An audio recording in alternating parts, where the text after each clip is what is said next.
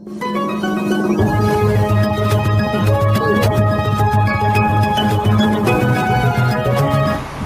23 मार्च 2026 रोजी दुपारी पोहण्यासाठी गेलेल्या 2 तरुण मित्रांचा बुडून मृत्यू झाल्याची अत्यंत दुर्दैवी आणि हृदयद्रावक घटना घडली।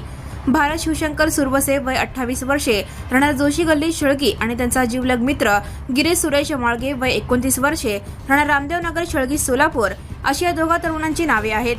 दुपारी 3 वाजण्याच्या सुमारास शेळगी परिसरातील चौकात रिक्षा लावून दोन्ही मित्र हिप्परगा तलावाकडे पोहण्यासाठी निघाले होते। तलाव काठावर पोहोचल्यानंतर कडक उन्हात तलावातील पाणी पाहून दोघांनाही पोहण्याचा मोह आवरला नाही।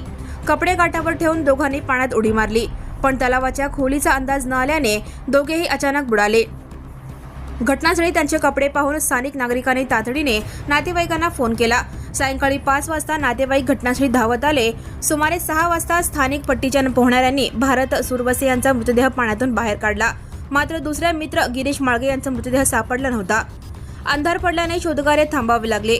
मंगळवारी 24 मार्च 2026 रोजी दुपारी 12 वाजण्याच्या सुमारास अग्निशामक दल आणि गावकऱ्यांच्या सततच्या प्रयत्नाने गिरीश माळगे यांचाही मृतदेह तलावातून बाहेर काढण्यात आला।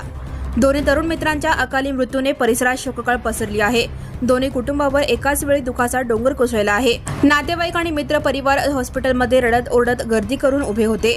आई वडिलांचा आक्रोश आणि मित्रांच्या डोळ्यातले अश्रू पाहून उपस्थितांचे डोळेही भरून आले। या दुर्दैवी घटनेमुळे सोलापुरातील तलाव आणि नद्यांमध्ये पोहण्याबाबत नागरिकांनी विशेष काळजी घ्यावी। Now and press the bell icon. Never miss a